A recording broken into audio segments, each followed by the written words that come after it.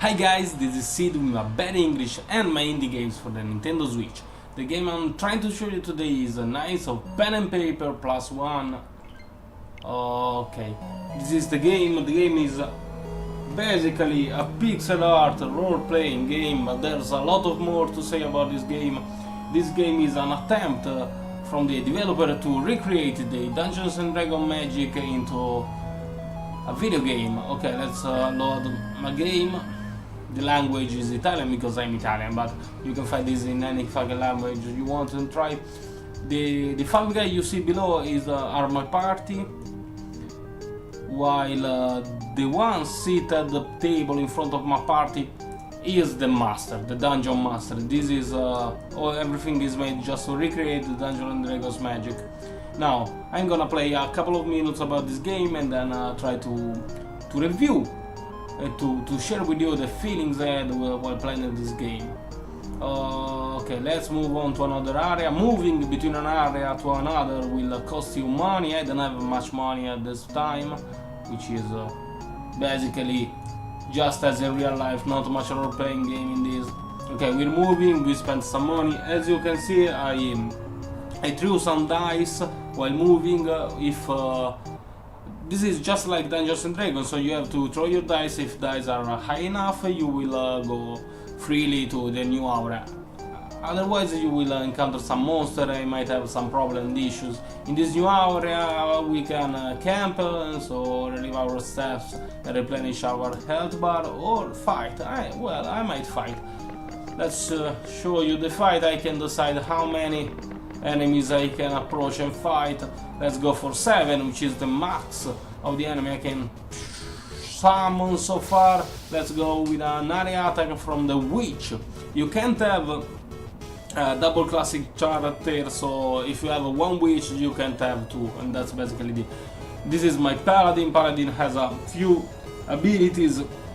I'm going for this one that's going to shield incoming attack. There's an interesting aggro system, so your tank will receive more damage, more attacks from the enemy than your whole party. This is the cleric, the healer. I guess you will go for an AoE healing. Each class has 4 skills.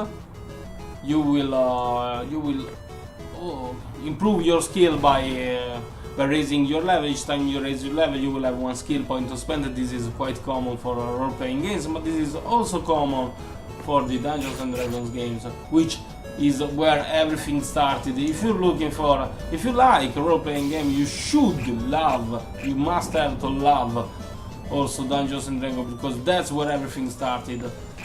We wouldn't have any Final Fantasy today if there wasn't Dungeons and Dragons. Well, that's fine. I won some experience point, 1000 and a bit, and 1 item and 4 coins. 4 coins, that's the money I need in order to do something, but I don't have much money. No, I don't want this mission. Fuck the quest. I'm going somewhere else. Where am I going? No, okay, let me check. I might wanna see that place, because there's a school, so it looks comfortable. Some place I might love. Let's get there. Okay. Let's see what else you can do in this game. In this game, you can do basically everything you can do in most of the role-playing game. You can improve your weapon by the blacksmith, or you can improve your skills by leveling up. This is a dungeon. Oh yeah, fuck, cool. I can show you a dungeon. That's quite nice. I'm going to get raped. Okay, let's check the first room of the dungeon. This is a... Oh yeah, cool. Replenish the health. I got lucky with the dice. Yeah, cool. Let's keep on gambling. No, you can't gamble in this game, sadly. Okay, that's fine. Another good... Oh, I got some loot. What I found? 25 coins. That's nice. I fear I won't be that lucky again. For sure a fight is going to come. No, again. Yeah, I'm so fucking lucky. I'm damn lucky. So fucking lucky. Yeah, go. I guess I can go for the boss of the... I have to find the key in order to get to the boss room. Okay, that's fine. Oh, a fight, finally. Let's see what kind of monsters are hiding into this dungeon. Oh fuck, they look way stronger than me. Let's go for an away attack and see how many health they have. They got a fucking lot of health. I might be screwed.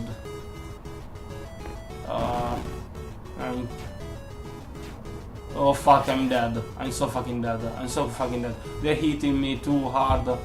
I can't save my fucking ass.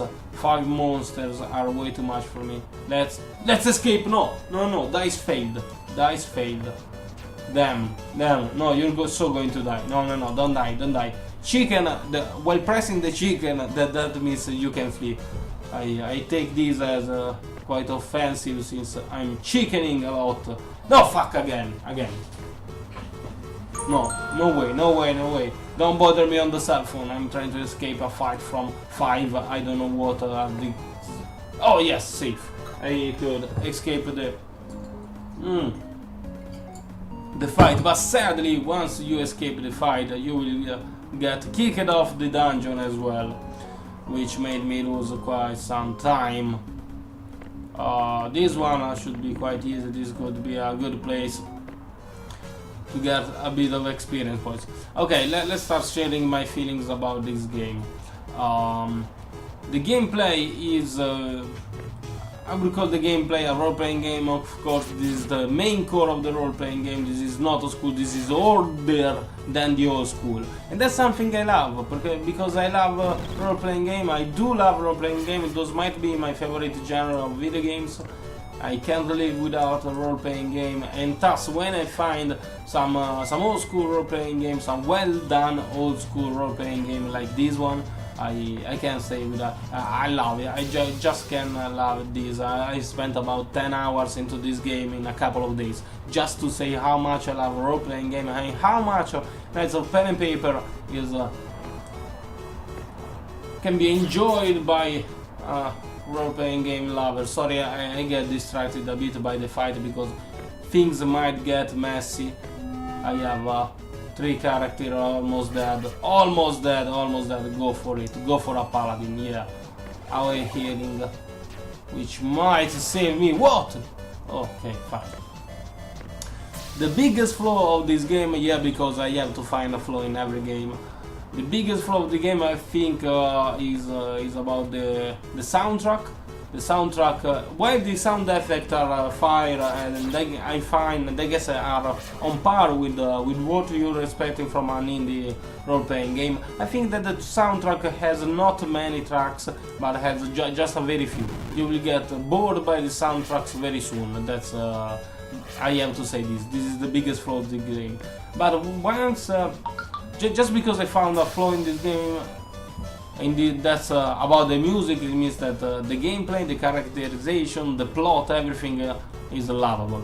What I loved most of this game, what really made me scream loudly at how good this game is, are the Easter egg. This game is filled of Easter egg, a lot of fucking Easter egg.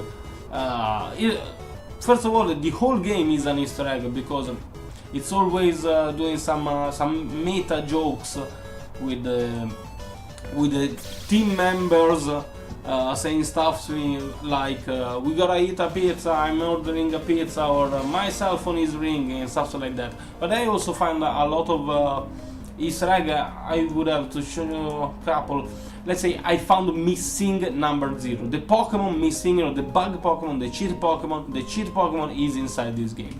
I also found a Gremlin, and there was a quest which I had to take the Gremlin into the sea, but once the Gremlin gets into the sea, it transforms into a Gremlin.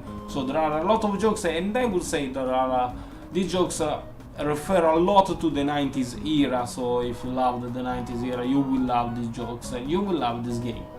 I don't know what to boost into the witch. Fuck, I don't like the witch much. I just need the away from the witch, while the black mage is always one of the strongest characters in every role-playing game.